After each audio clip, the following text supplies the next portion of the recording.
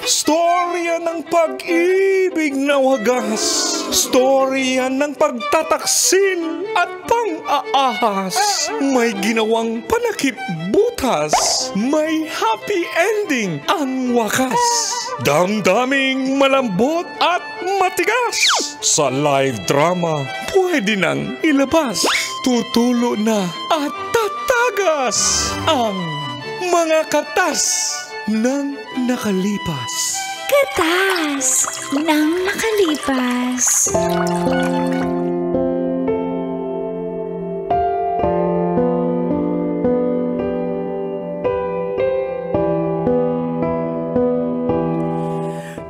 Dear Uncle Dago And Tita Tanya Chinita.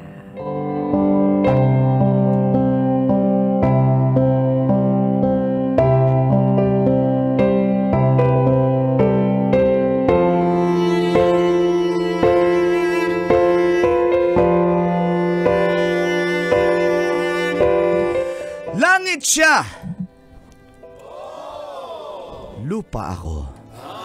Langit siya, lupa ako. Galing-galing talaga. Kaya daw na humali. Batang 90s nose. Feel good morning po, Call and Tits. At sa lahat ng nanonood ng radyo at nakikinig sa programang Mga katas ng nakalipas.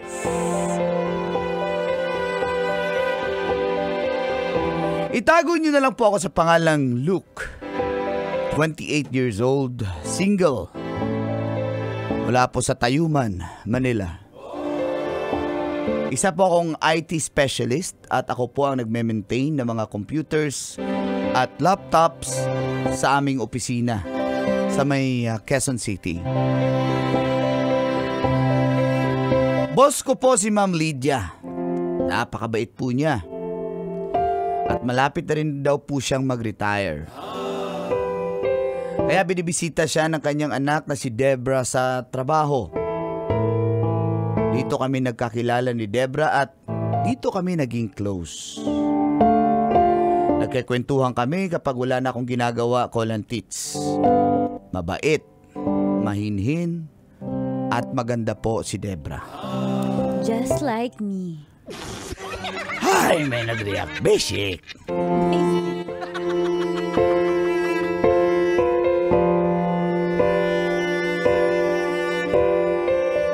Napagkwentuhan namin ng pangarap sa buhay. Ganon din naman mga pangarap ko at pangarap niya hanggang sa humantong sa usaping relasyon. Opo, Call and Tits, parehas po kaming mga broken-hearted. Naka-move on na ako. Naka-move on na rin daw si Debra. Subalit, pag-usapan namin, napapaiyak pa rin siya. At dito na, nag-umpisang tumagas. Bakal ang mga katas ng aking nakalipas.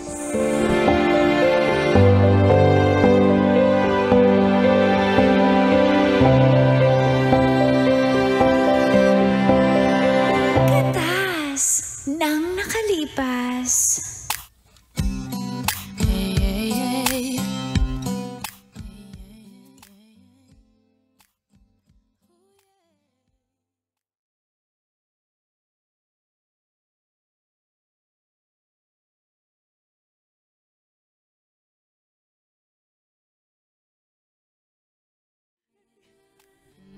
Uy, tama na yan. Buti na lang may pagkain. Kumain ka muna. Tama na Salamat yan. daw sa biskwit ah. Ano man yun. Di ka pa rin ba naka-move on? Sabi mo, naka-move on ka na eh. Tuwing napag-usapan natin yung ex mo na yan, may iyak ka. Ang hirap kasi, alam mo yon, gusto ko naman mag-move on. Kaya lang pag naiisip ko na parang lugi ako kasi hinututan na ako ng hinututan talaga kamo, grabe. 5K, weekly. Minsan, wala daw siyang panggas ng motor. Tapos, wala daw siyang kumuha siya ng postpaid plan na cellphone. Akin yung pang down. 40K down payment. Plus cellphone yun, di ba? Oo, plus cellphone. Tapos, Kapal naman tapos yun. minsan sabi, uy, wala akong panghulog monthly. Hulugan mo muna. Ikaw rin nagbabayad. Eh, syempre mahal ko eh. Kaya, Ba't ka kasi Tapos pumayag na yung cellphone Gawin na niya yun, yung ginamit niya para mambabae. Kasi ganito yung ginawa ko dun sa iPhone niya. Diba merong Find My iPhone yun. So natatrack ko kung saan pumupunta. Nagtataka ako, bakit laging sa may sa Buendia? Dun sa may kanto. Lagi palang sugo. Doon pala yun. Alam mo. Nadadaanan ko kasi yun. Nadadaanan mo. Oo, tinignan ko. Yun yung ginagamit niya para magkita sila. Tapos ito pa nga. So yung pera binibigay mo, dinidate niya sa ibang babae. Pinambabae niya.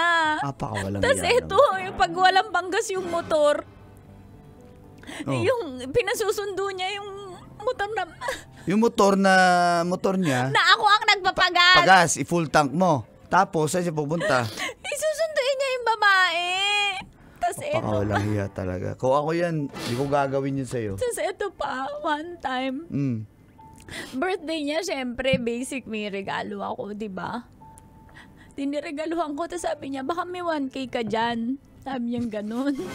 Sabi ko, meron naman. Ikaw pa ba? Sabi ko, hindi ako magpapawala sa'yo. Ganun pa yung sabi ko. Grabe man naman mo. Tapos, birthday niya, dinate niya pala yung babae.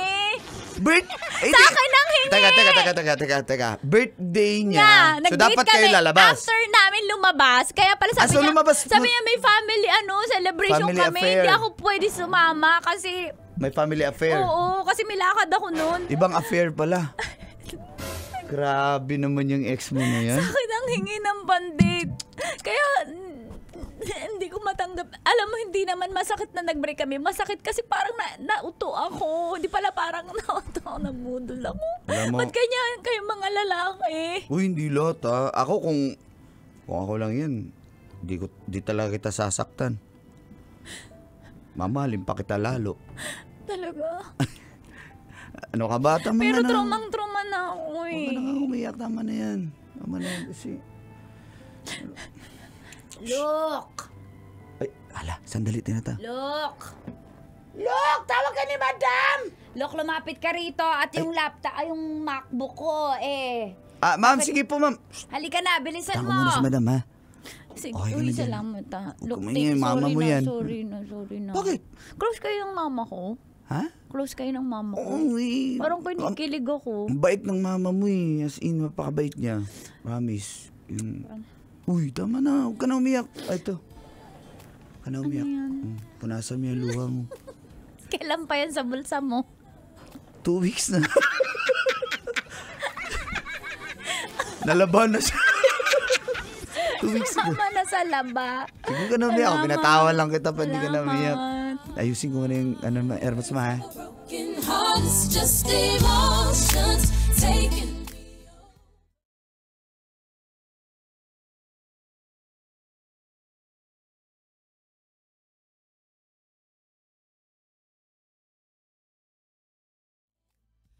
Ayan po ma'am. Okay na po yung Look. MacBook nyo. Alam ko namang okay yan. Ma'am, huwag nyo lang to i-click ma'am ha. Pag may mag-prompt, i-X nyo na lang po. Pero ano pa rin yan? Fingerprint pa rin ang passcode niyan. Pwede nyo pa rin ma'am. Look. Finger ma'am. Look, Yeah, yes ma'am. bakit hindi mo ligawan yung anak ko? Si Debra.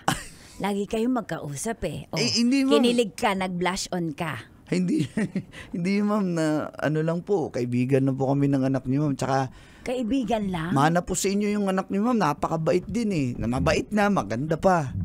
Match swerte kayo. Mabait ka, gwapo pa. Di ba ba, maganda ang magiging mga apo ko pag kayo nagkatuluyan. Maganda lahi ang crossbreed nyo. Ikaw Sige talagang... na. Oo nga naman, look. Agree ako sa sinabi ni Madam. Bagay kayo ni Debra. Di ba, ma'am? Ako ang yung sekretary. Ako yung sekretary, ma'am. Eto mo si Trixie napapansin. Di ba iba yung chemistry nyo eh? Kaya baka naman mapagbigyan nyo mo. I-date mo, ako bahala.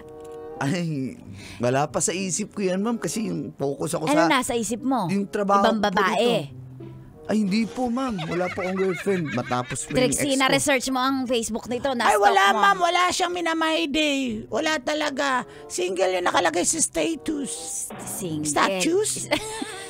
Stats. Sekretary ka pa naman, bobo ka. Ma'am, bukanga mo naman. Ma'am, boss ka pa naman.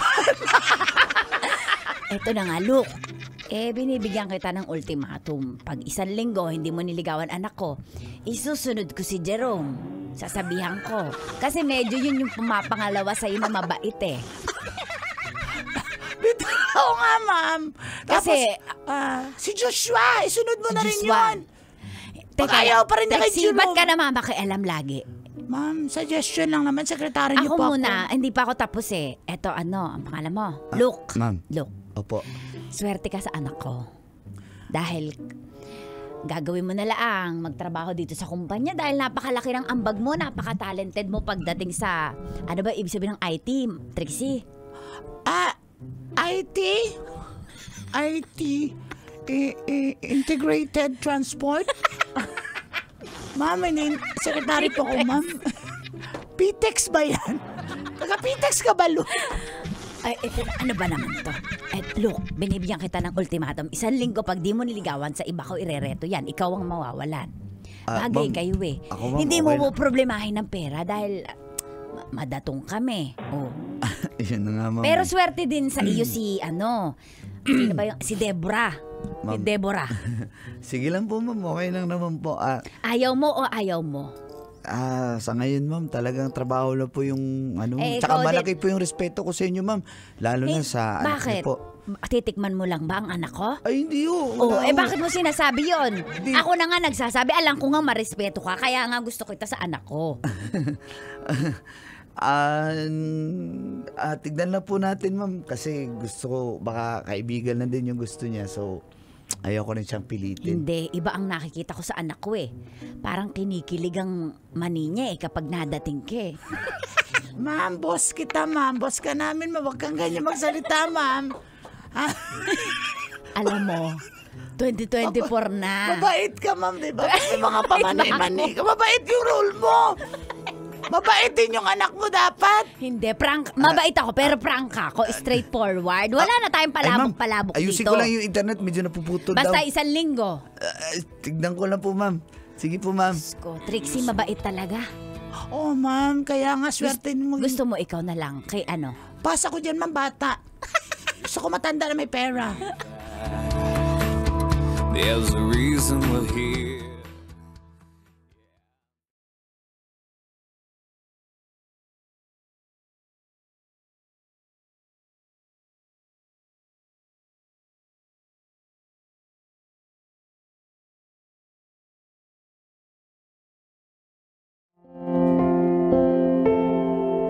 Inaamin ko po, Col and Tits, may feelings na po ako para kay Debra.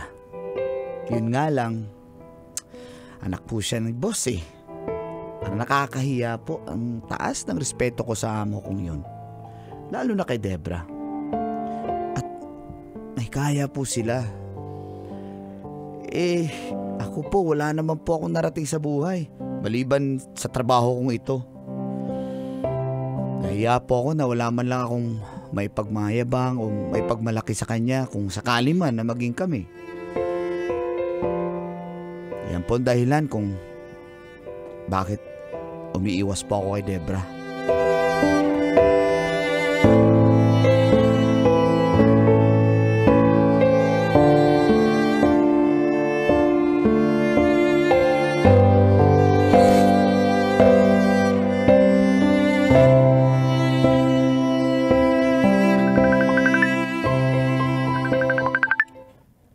Hala, si Debra tumatawag.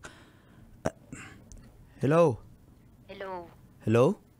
Hello? Bakit naka-anim na akong tawag ngayon mo lang sinagot? Ay, hala, sorry na. Sa stock room ako, nag-aayos ako ng mga kable dito kasi baka maabutan ako ni Madam. Alam mo naman, Alam mo naman yung mama mo. Matikuloso yun. Pagdating sa mga ganito, yun yung makalat. Dami mong sinasabi, iniiwasan mo ko. Hindi kita iniiwasan. Iniiwasan mo ko, hindi naman tayo ganito nung isang araw. Bakit ka nagkaganyan? Debra. Puntahan kita dyan sa stock room, ha? Uy, wag na. Wag na lang. Mag-usap tayo. Tapatin mo ako, bakit mo ko iniiwasan? Ayoko nang ganito kasi totoong tao ako eh. Wala naman akong masamang sinabi sa'yo. Sige na, bye. Uy!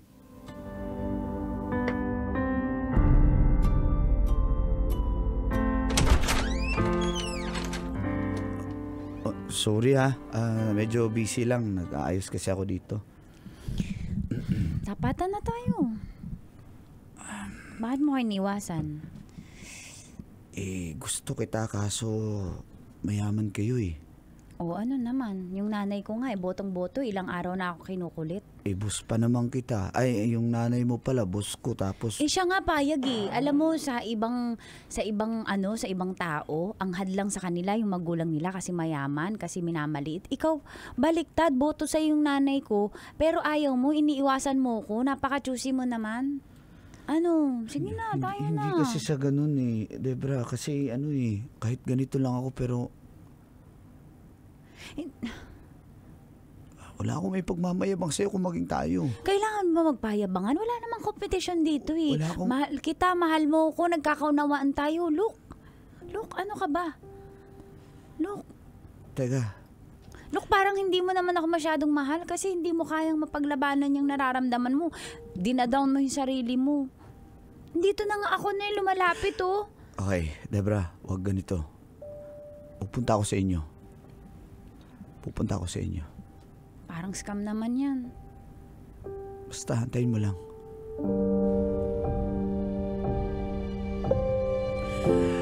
Pinuntahan ko nga si Debra sa kanila at hinarap ko po ang mga magulang niya, Col and Tits. Tinapangan ko na po kahit sobrang nahihiya na ako at parang natutunaw. Magandang gabi po. Ayan. Ma'am, sir. Luke. Uy! Ito ba si Luke? Kanor, ito si Luke. Yung Uy, mama mukhang nag- babaero. Paano mo nalaman? Birds with the same feather. Ay, hindi Flocks pala. together. Hindi pala mabait kasi naamoy ko parang ako eh. Mabait eh. Yan, mabait yan. Alam mo, hindi naman ako magiging boto dyan, kundi yan mabait. Alam mo, oras na para magkaroon ng matinong lalaki sa bahay na to kasi wala eh. Kawawa naman ako. Ano, di ba Kanor? Para malahian naman tayo ng lawyer. Uy, Debra, usapin mo na ito bisita mo. Ano? Maghanda na tayo doon para makakain na. Sige Mag-usap po. mo na kayo, ha? Sige po. Tara na. Luke. Galing. Luke. Dito na ako, ha? Sabi ko sa'yo, akyat ako ng ligaw kasi gusto ko pakita sa'yo, seryoso ako sa'yo. Alam ko naman yun. Mahal kita. Mahal din kita. Huwag ka naman ligaw, tayo na lang. Kapagod na. Rekta Dami na? busy tayo eh. Hindi na uso sa atin yun. Sabi ko nga. Dali, wala yung nanay at tatay ko. Wala kang gagawin. Uy! Mahimik ka nga dun, nakakaiya sa nanay. Ando sa kusina. Ay, nakikinig kami. Ay, nakasilip ako dito. Tukain mo na. Uy! Ano?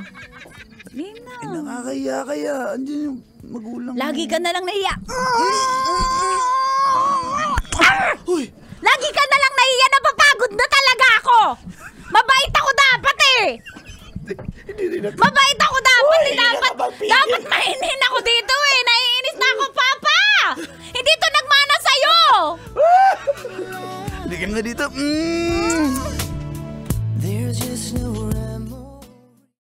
Kailangan pa bang i-memorize yan? Love Radio. Basic!